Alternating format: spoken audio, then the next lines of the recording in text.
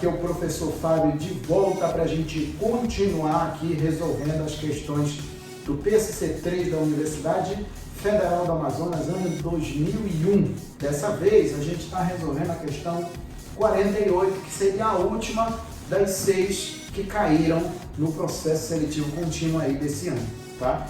Então, antes da gente começar a resolver a questão, já peço que já se inscreva no canal, acione o sino das notificações, de modo que o YouTube acabe avisando toda vez que eu enviar algum vídeo novo para a plataforma. Ou também eu entre ao vivo, até porque toda segunda-feira, a partir das 19 horas, tem transmissão aqui ao vivo de resoluções de questões dos diversos vestibulares aí. Todos os vestibulares que você imaginar, a gente resolve questão aqui, seja da Universidade do Estado do Amazonas, seja da UFAM, PSC, seja da FUVEST, seja da Unicamp, seja do ITA, do INE, do Colégio Naval, da Escola de Especialista, enfim, várias instituições que a gente resolve as questões aqui, tá? Toda segunda-feira, a partir das 19 horas. E se quiser aparecer, pode aparecer, que será muito bem-vindo, tá? E toda vez que a gente inicia a transmissão, existe uma lista de exercício com o que a gente vai fazer na descrição do vídeo, tá? Inclusive, por falar em descrição do vídeo, na descrição desse vídeo, assim como dos anteriores, eu estou deixando a prova em PDF para verificar, para quem tiver interesse em refazer as questões, inclusive até aconselho refazer as questões, para ter uma fixação melhor, tá? Então vamos lá para a resolução. Diz o seguinte, 48. Dois fios paralelos e longos perpendiculares ao plano da figura a seguir estão separados por uma distância D que é igual a 20 centímetros. Até botei o desenho aqui, a distância D está aqui, que vale 20 centímetros. Eles conduzem as correntes elétricas I1 e I2. I2 é igual a 3I1, que eu já coloquei a relação aqui, tá?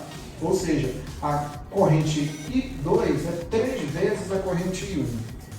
Aí tem as simbologias aí. Aí, a partir daí diz o seguinte, a partir dessas informações, considere as seguintes afirmativas. São aquela forma de questão manjada. 4 afirmações, você vê o que é certo e o que é errado, e depois disso assinala a resposta. Então, na afirmação 1, aqui são 4. Vamos lá. O campo magnético resultante é nulo no ponto situado 5 centímetros à direita do fio percorrido pela corrente I1 ao longo do eixo X. Será que dá 5? Eu tenho que verificar. 5 centímetros à direita do fio percorrido pela corrente I1. É essa daqui. É essa daqui. Vamos ver se é. O que acontece aqui é o seguinte, olha só. Essa simbologia com esse círculo, com esse ponto no meio, significa que a corrente está saindo do plano do quadro. O fio ele é perpendicular ao plano do quadro, esses dois fios são paralelos, e essa corrente está saindo do plano do quadro. Essa simbologia aqui, ó, significa que tem alguma coisa saindo do plano do quadro, que ao contrário seria essa, né? Que alguma coisa está entrando no plano do quadro. Eu costumo dizer na sala, né, na hora da aula, que quando eu era café com leite eu achava que essa simbologia e essa daqui, ela servia somente para campo magnético, mas não é. Ela serve para qualquer grandeza cujo sentido é importante na análise do problema. E eu pensava pior ainda, achava que ela só representava vetor. Ela não representa somente o vetor, ela representa a corrente elétrica também, por exemplo. E a corrente elétrica não é um vetor, a corrente elétrica é uma grandeza escalar. Mas o sentido da corrente elétrica ela é importante para eu usar a regra da mão direita, justamente para eu saber para onde está apontando o campo magnético. Quando eu tenho uma corrente elétrica num fio, ao redor desse fio é gerado um campo magnético. Esse campo magnético, ele é formado, se a gente for imaginar a forma dele, eu tenho ali circunferências concêntricas. E essas circunferências concêntricas, obviamente em relação ao fio, fazem parte de planos que são perpendiculares ao fio, tá? Então, se eu for querer saber de que forma o campo magnético gerado por essa corrente e por essa corrente está se comportando aqui no meio, eu vou ter que usar a regra da mão direita, né? Que esses 4 dedos é o campo magnético, esse meu polegar é o sentido da corrente, daí que vem a importância do sentido do campo magnético, do sentido da corrente, né? Melhor dizendo. A questão diz, né? Está dizendo, vamos ver se isso é verdade, que aqui, ó, a 5 centímetros à direita da corrente I1, eu tenho 5 centímetros. Isso aqui, ó, de início, eu vou chamar isso aqui, ó, de X, tá? Eu vou chamar isso aqui de X. Isso daqui sendo X, essa distância aqui sendo X, é óbvio que essa daqui vai ser o quê? Vai ser tudo menos o X. Aqui, ó, tudo menos o X. Isso daqui continua sendo D, né? Aí como é que vai ficar os dois campos? Eu tenho dois fios. Esses dois fios, eles geram um campo magnético aqui. Dois campos magnéticos. Para cada corrente elétrica, eu tenho um respectivo campo magnético. Esse fio, percorrido pela corrente I2, ele vai ter o campo magnético apontado para baixo. De onde que tu está tirando isso? Regra da mão direita, tá? Porque esse campo magnético, ele vai estar em circunferências concêntricas ao redor desse fio. E essas circunferências concêntricas, elas pertencem a planos que são perpendiculares ao fio. Ou seja, o que a gente vai usar aqui, ele pertence ao plano do quadro. Então, se eu usar a regra da mão direita, o meu polegar apontando para fora, que a corrente está saindo, meu polegar aponta para fora, os meus 4 dedos vão fazer isso aqui, ó. Então, quando eu passar por esse fio aqui, o campo magnético gerado pela corrente I2 vai me gerar aqui, ó, um campo magnético esse que eu vou chamar de B2. Quem é o campo magnético B2? É o campo magnético gerado pela corrente I2, que percorre esse fio, tá? Então, eu tenho que apontar para baixo. E esse outro aqui? Esse outro aqui eu vou usar a mesma regra na mão direita. A corrente continua saindo, meu polegar aponta para fora, tá? Os meus 4 dedos vão fazer isso aqui, ó, esse giro aqui no sentido anti-horário, de acordo com o nosso referencial aqui, no sentido anti-horário. Ou seja, quando ele passar por aqui, o vetor campo magnético está apontado verticalmente para cima.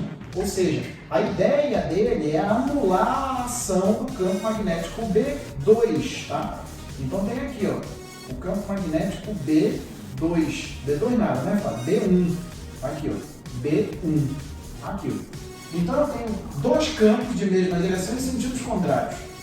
Para o resultante C0 aqui, ó, para resultante C0, eu vou colocar aqui, ó, para o B resultante C igual a 0, eu tenho que ter esses dois vetores aí, esses dois campos de força, com o mesmo valor numérico. Ou seja, o módulo do vetor B1, ele tem que ser exatamente igual ao módulo do vetor B2. Aqui, ó. Então, para que o vetor resultante seja nulo nessa posição, de maneira obrigatória, esses dois campos têm que ser com o mesmo valor. Lembrando, né? Como é que a gente faz para calcular campo magnético gerado por um fio retilíneo, muito longo, né? Eu tenho lá o campo magnético B de um fio, né? Vai ser igual ao μ0 vezes o I dividido para 2π vezes D. Fábio, me diz aí quem é esse μ0. Esse μ0, o valor dele é 4π, né? 4π vezes 10 a menos 7, né? Ele aqui a gente não vai usar o valor, até porque ele fatalmente ele vai se anular. Mas independente de estar se preocupando com números, né? Esse μ0, ele é a permissividade magnética. Da mesma forma que lá na eletricidade existe a permissividade elétrica, aquele Epson, permissividade elétrica no meio, aqui eu também tenho a permissividade, só que aqui no caso é a permissividade magnética, que é esse μ0. O I é a corrente elétrica, o campo magnético é diretamente proporcional à corrente elétrica. E esse D é a distância do centro do fio até o ponto considerado, ou seja, são essas distâncias aqui, tá? E aí o que acontece agora? Me diz aí o seguinte, eu vou ter, ó, para o B1 aqui, né? Eu vou ter aqui o μ0 vezes o I1, né? O I1, dividido aqui, ó, dividido para 2π, B1, cada um B1. B1 está aqui, ó, que é essa distância aqui, que seria exatamente o x. 2πx, que vai ser igual. Vai ser igual aqui, o μ0 de novo, vai ser aqui o μ0 vezes o I2, que é a corrente elétrica I2 que passa por esse fio aqui. Dividido aqui por quem? O 2π também, vai ser o 2π vezes a distância do I2 até o ponto aqui, que no caso seria D menos X, tá? Aí daqui não é tão difícil de ver que eu posso mandar embora esses mi's, ó, o mi vai sumir, né? Esse 2π vai simplificar com esse 2π, e o que vai me sobrar aqui é o seguinte, ó. É o seguinte, eu vou passar para esse lado aqui, o que vai me sobrar é o seguinte, vai sobrar aqui, ó, o I1 sobre X, que vai ser igual o I2 sobre o D menos X. Aí, ó, sobrou foi isso aí. A gente sabe que o I2 vale 3 e 1. Então, continuando aqui, ó, eu tenho I1, né, dividido aqui para o X, continua aqui o X, que é o que eu estou atrás, que vai ser igual, o I2 vai ser o 3 e 2, vai ser o 3 e 2, dividido aqui para D menos X. Aí daqui, 3 e 2 nada, né, Fábio? 3 e 1, né, que é aquele ali. Aqui vai ser 3 e 1. Presta atenção, Bison. 3 e 1. Aí esse 1 vai embora com esse 1, né? Aí eu vou multiplicar isso aqui cruzado, vai dar D menos X, que é igual a 3x, não é isso? Aí no final das contas eu vou ter o seguinte aqui, ó. Eu vou ter o seguinte, esse da cara passa para lá. Somando, né? Vai ficar aqui, ó, 20, que vai ser igual a 4x, que daí o x vai ser igual a 5 centímetros. Pronto.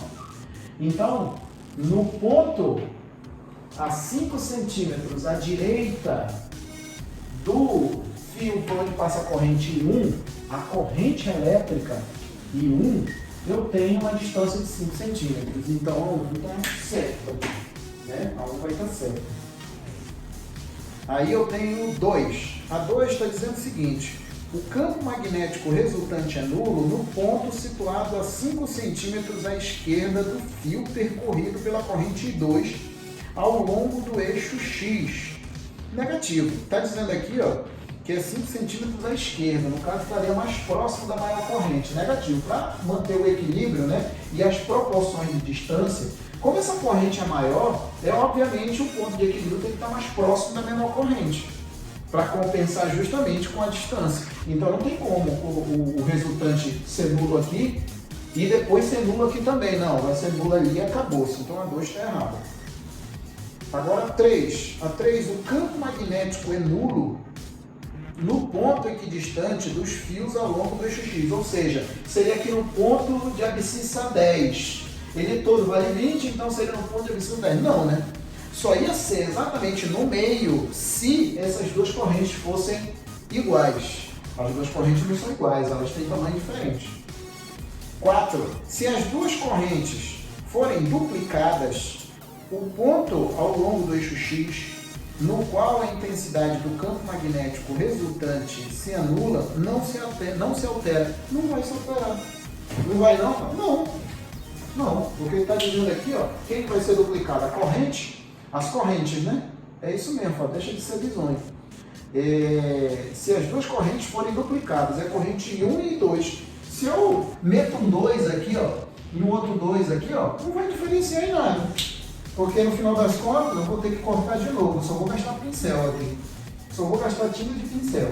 Então, resumindo tudo aí, ó, a 1 do que está escrito aí é verdadeira, que está se referindo aí a essa distância. A 2 é falsa, porque está dizendo exatamente ao contrário do que a 1 está dizendo. A 3 também é falsa, porque está dizendo que o ponto de equilíbrio é exatamente o meio, só ia ser o meio, o ponto é abscissa 10, se essas duas correntes fossem iguais. E 4, ela é verdadeira. Ela é verdadeira porque... Ela é verdadeira por quê? Porque eu vou ter o seguinte: se eu duplico aqui e aqui, não vai fazer diferença nenhuma. Eu vou escrever 2 aqui, 2 lá, e depois eu vou simplificar, eu vou ser obrigado a simplificar. Por que vai ser obrigado a simplificar? Porque, na verdade, aqui eu tenho uma razão, aqui eu também tenho uma razão. A igualdade de duas razões é uma proporção. E na proporção, se eu duplico uma e duplico a outra, o valor fica inalterado. Tá? Então, aqui, ó, se a gente for olhar, que letra está isso daí? A letra tem 1 e a 4 certa. 1 e a 4 é a letra B. exatamente aqui, ó, a letra D. A letra D, onde diz aí que a afirmação 1 e 4 está certa, tá? Então, qual seria, Fábio, a moral da história aqui dessa questão? É o seguinte, toda vez que tiver esse negócio de corrente elétrica passando por fios, primeira coisa que você tem que ficar esperto, regra da mão direita. Esses 4 dedos é o campo magnético, né? Que é tangente às linhas de indução, e essas linhas de indução são circunferências. Como assim, Fábio, circunferência? Já que a gente já terminou a questão, eu posso riscar aqui. Como assim, Fábio, circunferências? Seriam circunferências concêntricas. Concêntricas com relação ao fio. Seria mais ou menos isso, né? O centro desse fio é o centro dessa circunferência aí. E aí o que acontece? Essa circunferência aqui, ela pertence, se expressando melhor, ao plano do quadro. Porque essa circunferência ela vai pertencer a planos que são perpendiculares ao fio, ou seja, que formam 90 graus em relação ao fio. Eu saí da frente para aparecer tudo aqui. Então a ideia principal da questão era essa. Então, meus queridos, aqui é a questão 48, tá? Nós resolvemos as 6 questões.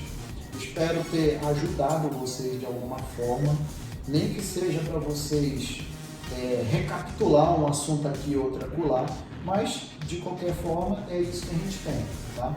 É nosso processo seletivo da nossa universidade está aqui, eu tenho certeza que muitos de vocês almejam entrar nessa instituição, e a matéria de física, ela é uma das disciplinas que são muito boas para desempate, né, digamos assim. A maioria das pessoas vão errar essas questões, então se você já se prepara para acertar essas questões, já é um ponto positivo para você, tá bom? Da próxima vez que eu voltar aqui vai ser com comentário de todas as 6 questões para a gente ver o que é mais comum e o que vem caindo para auxiliar o seu estudo, tá bom? No mais, é isso aí que eu tinha. Volto a repetir, gostou da iniciativa? Se inscreve no canal, deixa o sino da notificação acionado, de modo que quando o YouTube avise vocês toda vez que eu mandar um vídeo novo ou eu entrar ao vivo. Lembrando que toda segunda-feira, a partir das 19h, tem transmissão ao vivo de resolução de questões. Essa iniciativa também é para ajudar os nossos vestibulandos aqui. Raramente a gente tem esse tipo de coisa voltado para nossas instituições daqui, o EA, o FAN, raramente tem. Então a ideia é essa. E quando eu digo raramente tem, estou levando em consideração o tempo, tá? O tempo. Então é isso aí. Questão 18, questão 48, né? Do PC. Abração e até a próxima. Tchau.